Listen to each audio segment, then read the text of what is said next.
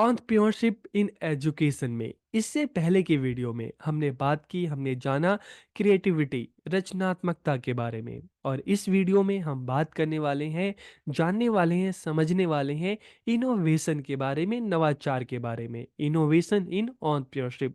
तो इस वीडियो में हम बात करेंगे इनोवेशन के कंसेप्ट के बारे में, इसके इंपॉर्टेंस के बारे में, इसके टाइप्स के बारे में, और ऐसी कौन कौन सी स्ट्रेटजीज हैं, ऐसी कौन कौन सी विधियां हैं, तरीके हैं जिनसे इनोवेशन को और फोस्टर किया जा सकता है, इसको और बढ़ाया जा सकता है। तो वीडियो को आखिरी तक देखिए और वीडियो कैसा लगा कमेंट करके जरूर बताइए। तो वीडियो को हम शुरू करते हैं।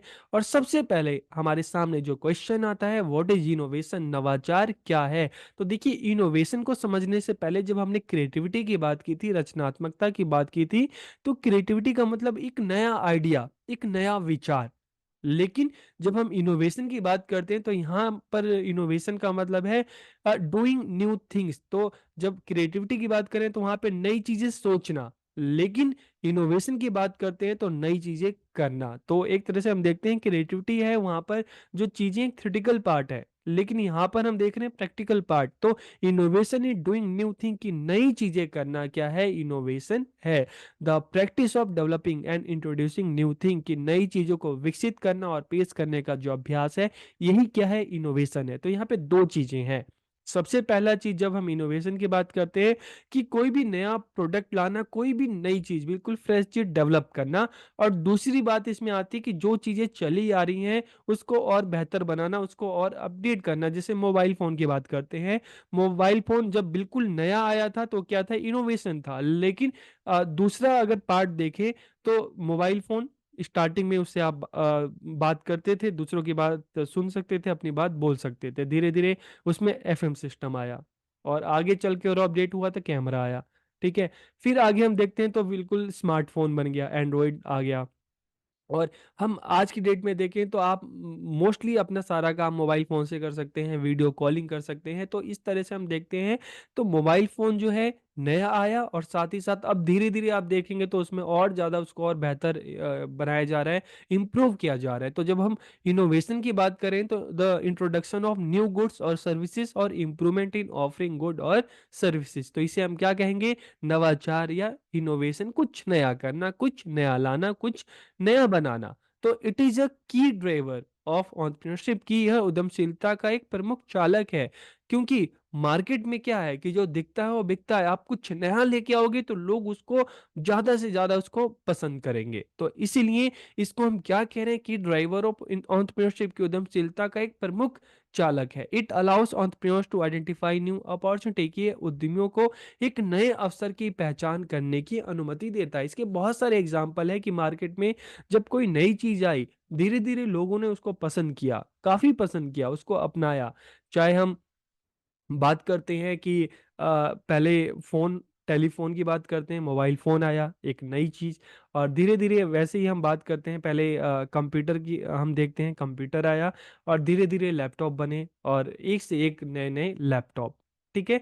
और इसके अलावा जो हम देखते हैं कि चाहे अमेजन आया, फ्लिपकार्ट आया, मिंत्रा आया, चाहे हम उबर की बात करते हैं, चाहे स्विगी की बात करते हैं, जोमेटो की बात करते हैं, तो it allows entrepreneurs to identify new opportunity. की एंटरप्रेन्योर क्या कह रहे हैं कि क्या कर रहे हैं, अपने आसपास चीज़ों को देख रहे हैं, मार्केट को देख रहे हैं, वहाँ पे देख रहे हैं कि लोगों की क्या ज़रूरत है, क्या नीड है, और उसके बाद फिर एक नया प्रोडक्ट लेकर मार्केट में आ रहे हैं। It brings new product and services to market, की बाजार में एक नए उत्पाद और सेवाएं लाता है। तो इससे क्या होता है, जब बाजार में कुछ नया आता है, it helps companies stay competitive. तो इससे कंपनियों को एक कॉम्पिटिटिव होने में, प्रतिस्पर्धी होने में, बने रहने में, ठीक है, आगे बढ़ने में, और नई जॉब्स को क्रिएट करने में हेल्प मिलती है। आज के टाइम में देखें, हम एग्जांपल ले लें, जो एप्पल है अपने फ़ोन निकाला है, तो सैमसंग अपने निकाला है, तो एमआई अपने निकाला है। हर कोई एक नए-नए फीचर्स के साथ आ रहा है, नया फीचर्स, रेट थोड़े कम हो। तो इस तरह से देखते हैं कि इस तरह की जो इनोवेशन है ना, तो इससे मार्केट में जो कॉम्पिटिशन जो है, ये बना रहता है, और साथ के साथ मार्केट आगे बढ़ती है, और नई-नई जॉब की जो अपॉर्चुनिटी है वो आगे मतलब जो है पैदा होती हैं। अब अगर हम इंपॉर्टेंस ऑफ इनोवेशन, नवाचार के महत्व की बात करें, तो इससे क्या होता है, इट इम्प्रूव्स प्रोडक्टिविटी। कि जब नई नई चीज़ें मार्केट में आती हैं तो इससे जो उत्पादकता है, प्रोडक्टिविटी है, उसमें सुधार होता है। इट इंक्रीजेस प्रोडक्टिविटी, और इस तरह के जो प्रोडक्ट होते हैं लोग उसको बहुत पसंद करते हैं। जब मार्केट में जो कुछ नया आता है तो लोग उसको बहुत पसंद करते हैं, उसको अपनाते हैं। इट इंक्रीजेस रिवेन्यू, तो इससे क्या होता है, इससे रिवेन्यू होता है। It solve the market problem, कि यह बाजार की समस्याओं का समाधान करता है, क्योंकि एंटरप्रेन्योर्स क्या करते हैं, मार्केट को देखते हैं, वहाँ की लोगों की प्रॉब्लम्स को देखते हैं, और उस प्रॉब्लम्स को सॉल्व करने के लिए बिल्कुल एक नया इनोवेटिव प्रोडक्ट लाते हैं। तो इससे क्या होता है कि जो मार्केट की जो प्रॉब्लम है, कहीं ना कहीं उसका धीरे धीरे सॉल्यूशन मिलता है। इसके अलावा entrepreneurs have a unique selling point, तो इसके इससे क्या होता है कि एंटरप्रेन्योर्स के पास एक बिल्कुल नई वस्तु होती है, एक नया तरीका होता है कि हाँ भाई, आप हमारे प्रोडक्ट को खरीदो, क्योंकि हम अपने प्रोडक्ट में ये नयापन ला रहे हैं, बिल्कुल एक नया प्रोडक्ट, फ्रेश प्रोडक्ट आपके सामने ला रहे हैं। It allows entrepreneurs to identify new opportunity, की उद्यमियों को नए अवसर की पहचान करने की अनुमति देता है। It makes the best of your existing product, और जो आपका एग्जिस्टिंग प्रोडक्ट है आप उसको और बेहतर तरीके से लोगों के सामने प्रेजेंट करते हैं, प्रस्तुत करते हैं। It gives a competitive advantage, की इससे क्या होता है कि जो एक कॉम्पिटिटिव एडवांटेज है वो होता है, मार्केट में कंपटीशन बना रहता है, तो इसका फायदा किसको होता है, पब्लिक को होता है। और साथ ही साथ जो एंटरप्रेन्योर्स है, जो कंपनीज हैं, उनको भी इसका फायदा होता है। फिर अगर हम टाइप्स ऑफ इनोवेशन, नवाचार के प्रकार की बात करते हैं, तो देखिए 4 टाइप्स हैं: इन्वेंशन, एक्सटेंशन, डुप्लीकेशन, सिंथेसिस। तो अब हम एक एक करके इनको जानते हैं। सबसे पहले जब हम इन्वेंशन की बात करते हैं, तो invention described as the creation of new product, service और प्रोसेस, की एक नए उत्पाद, सेवा या प्रक्रिया के निर्माण के रूप में वर्णित है। Something that has not been tried before, कुछ ऐसा जो पहले कभी अपनाया नहीं गया, बिल्कुल एक नए प्रोडक्ट के साथ मार्केट में आना, तो इसे हम क्या कहते हैं, इन्वेंशन कहते हैं। बिल्कुल एक नया प्रोडक्ट उसके साथ आप मार्केट में आ रहे हैं। जैसे लैपटॉप पहली बार बना होगा तो बिल्कुल एक नया प्रोडक्ट है, मोबाइल फोन बना होगा तो बिल्कुल एक नया प्रोडक्ट है, फ्रीज आया होगा तो बिल्कुल एक नया प्रोडक्ट है। तो इन्वेंशन की मतलब है कि बिल्कुल नया, एक नई चीज के साथ मार्केट में आना। फिर दूसरा हम बात करते हैं, एक्सटेंशन की बात करते हैं। अब चलो एक नया प्रोडक्ट आ गया, अब एक्सटेंशन में जैसे हम यहाँ पे कोलगेट की बात कर रहे हैं, कोलगेट जब आया, पेस्ट था, धीरे धीरे उसके ब्रश भी आने लगे, और भी प्रोडक्ट धीरे धीरे आने लगे, तो यहाँ पर क्या है, एक्सटेंशन है। एक एग्जांपल के लिए हम देखते हैं कि जैसे पतंजलि आया, तो स्टार्टिंग में जो था उनका पेस्ट हुआ करता था, दंत मंजन ऑयल था, लेकिन आप देखेंगे पतंजलि के दुनिया भर के जो प्रोडक्ट है आगे, तो क्या हुआ, धीरे धीरे उसका एक्सटेंशन हुआ। इसी तरह से आप इमेज में डेटॉल का देख सकते हैं। पहले डेटॉल शॉप आया तो काफ़ी सारे फिर अलग अलग इसके प्रोडक्ट आ गए, चाहे डेटॉल सैनिटाइजर की बात करते हैं, शेविंग क्रीम की बात करते हैं, लिक्विड हैंड वॉश की बात करते हैं। ठीक है, तो इस तरह से काफ़ी सारे जब मार्केट में एक नया प्रोडक्ट आता है और धीरे धीरे फिर उसका एक्सटेंशन होता है। इसी तरह से हम पार्ले की बात करते हैं, पार्ले एक प्रोडक्ट है, कोका कोला प्रोडक्ट है, और धीरे धीरे उनके काफ़ी सारे प्रोडक्ट मार्केट में आ जाते हैं, तो इसको क्या कहते हैं, एक्सटेंशन या विस्तार। The expansion of N existing product, services और प्रोसेस, तो एक्सटेंशन क्या हुआ, किसी मौजूदा उत्पाद, सेवा, प्रक्रिया का विस्तार करना। इसका मतलब क्या होता है कि उद्यमी एक मौजूदा विचार लेता है और इसे अलग अलग तरीके से मार्केट में लागू करता है। फिर डुप्लीकेशन, प्रतिलिपि, तो बहुत बार आपने ऐसे देखे होंगे मार्केट में डुप्लीकेट प्रोडक्ट होते हैं, जैसे है कोलगेट, तो इसी से मिलता जुलता जो नाम से है कूलगेट, नोकिया फ़ोन आता है तो उसी से मिलता-जुलता नोकाई। तो इस तरह से मार्केट में आपने बहुत इस तरह के डुप्लीकेशन देखे होंगे, बिल्कुल उसी की प्रतिलिपि आपने देखी होंगी। आपने भी इस तरह के मार्केट में ब्रांड से मिलते-जुलते जो प्रोडक्ट हैं आपने देखे होंगे इस तरह से।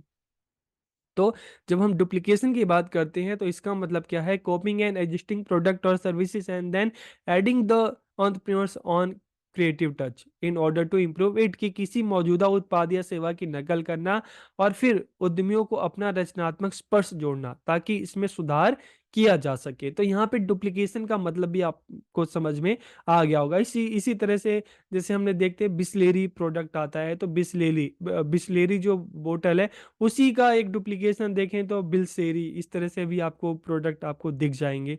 एक नज़र में तो लगता है वही है, लेकिन जब आप पढ़ते हैं तो फिर पता चलता है नहीं, वो अलग है। इसके अलावा यहाँ पर और भी देखते हैं, जैसे फ्रेंचाइजी होती है, बीकानेर, बीकानेर वाला, Agarwal, CCD, DPS, MC, McD. ठीक है। तो यहाँ पर इनकी फ्रेंचाइजी भी आपने देखा होगा काफ़ी जगह ले ली जाती है। तो ये सब किसके एग्जाम्पल है, डुप्लीकेशन या प्रतिलिपि के।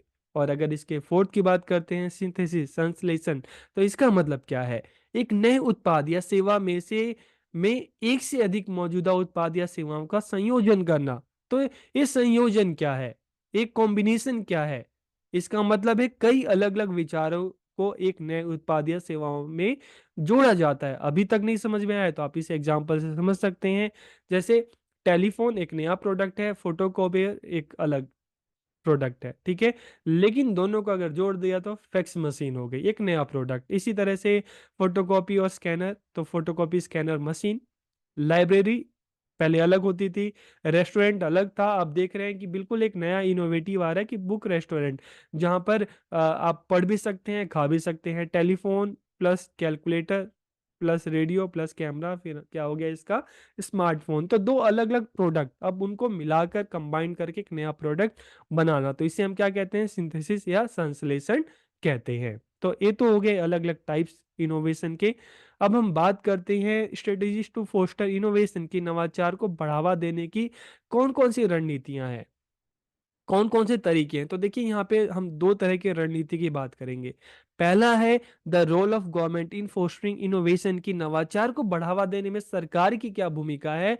और दूसरा हम बात करेंगे कि इनोवेशन को बढ़ाने में चाहे हम एजुकेशन की बात करते हैं, हम ट्रेनिंग की बात करते हैं, इनकी क्या भूमिका है। तो यहाँ पर हम इन दो चीज़ों की बात करते हैं।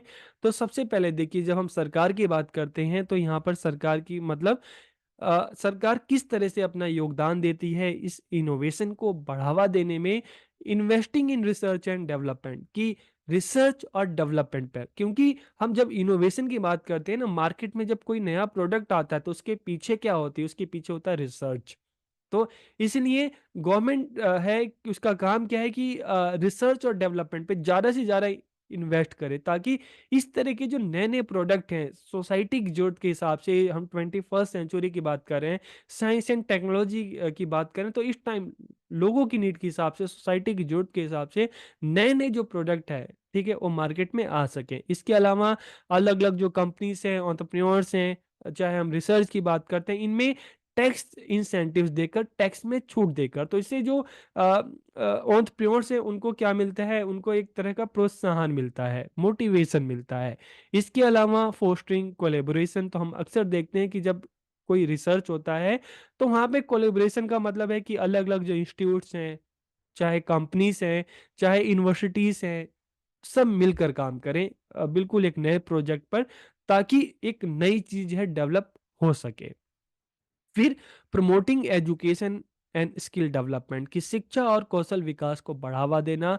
तो इसके लिए जैसे हम देखते हैं कि स्कूल्स में एंटरप्रेन्योरशिप जो एक सिलेबस, एज ए सिलेबस धीरे धीरे स्कूल्स में आ गया है, कॉलेजेस में आ गया है। तो इस तरह से चाहे एंटरप्रेन्योरशिप या इस तरह से इंस्टीट्यूट ओपन किया जाए जो बेसिकली इसी चीज़ की ट्रेनिंग दे। तो promoting education and skill development, तो इस दिशा में सरकार क्या कर सकती है कि एजुकेशन और स्किल डेवलपमेंट, इनको प्रोत्साहन दे सकती है। फिर चाहे नए इंस्टीट्यूट खोलने की बात हो, चाहे इस पर करिकुलम बनाने की बात हो। और इसके अलावा प्रोटेक्टिंग इंटेलेक्चुअल प्रॉपर्टी, बौद्धिक संपदा की रक्षा करना, तो इसके लिए क्या किया जा सकता है, जैसे पेटेंट कानून है, कॉपीराइट है, ताकि जिसका जो इनोवेशन हो उस पर उसी का नाम हो, कोई इसको कॉपी ना कर सके। तो इस तरह के जो कानून लाना, तो इस तरह से गवर्नमेंट क्या कर सकती है कि जो इनोवेशन है उसको बढ़ावा दे सकती है। और अगर हम एजुकेशन की बात करें, तो एजुकेशन और ट्रेनिंग, इनसे क्या फायदा होगा, डेवलपिंग क्रिटिकल थिंकिंग स्किल, तो इससे बच्चों में आलोचनात्मक चिंतन कौशल का विकास होगा। जब हम देख रहे हैं कि एजुकेशन में धीरे धीरे एंटरप्रेन्योरशिप है, इस तरह के कोर्सेज आएंगे, एक्सपर्ट्स आकर बच्चों को पढ़ाएंगे, बताएंगे, तो बच्चों में जो क्रिटिकल थिंकिंग है, आलोचनात्मक चिंतन है, उसका विकास होगा। बच्चे अपने आसपास के एनवायरनमेंट को देखेंगे, मार्केट को देखेंगे, फिर उनको समझ में आएगा कि क्या चीज़ें सही हैं, क्या नहीं है, क्या इनोवेटिव कुछ नया किया जा सकता है। प्रोवाइडिंग नॉलेज एंड एक्सपर्टाइज की ज्ञान और विशेषज्ञता प्रदान करना शिक्षा के माध्यम से, एनकरेजिंग कोलैबोरेशन। तो हम देख रहे हैं कि अ, एक ही स्कूल में, एक क्लासरूम में अलग-अलग बच्चा कम्युनिटी से आ रहा है, अलग कल्चर से आ रहा है, तो कहीं न कहीं आपस में मिलकर अलग-अलग सोसाइटी की नीड है, आपस में मिलकर काम किया जा सकता है ताकि कुछ नया किया जा सके। और साथ ही साथ जब इस तरह की एजुकेशन बच्चे को दी जाए तो उनसे क्या होगा, उनकी जो नर्चरिंग क्रिएटिविटी, रचनात्मकता का पोषण होता है, विकास होता है और इस तरह का एक कल्चर डेवलप होता है स्कूल्स में, कॉलेजेस में, जहाँ पर जो इनोवेशन का जो एक एक कल्चर है इसको प्रमोट किया जाता है। कुछ नया करना, कुछ नया बनाना ताकि हम सोसाइटी को, समाज को कुछ दे सकें, उसके वेलफेयर के लिए काम कर सकें। तो यहाँ पे गवर्नमेंट का भी रोल है और साथ ही साथ एजुकेशन एंड ट्रेनिंग के थ्रू भी इस तरह की जो स्किल है डेवलप की जा सकती है। तो इस वीडियो में हमने बात की कि इनोवेशन क्या होता है, कंसेप्ट की बात की, इम्पोर्टेंस की बात की, टाइप्स की बात की और किस तरह से इसको बढ़ावा दिया जा सकता है। तो वीडियो आपको कैसी लगी कमेंट करके ज़रूर बताइए। आप सबका बहुत-बहुत धन्यवाद।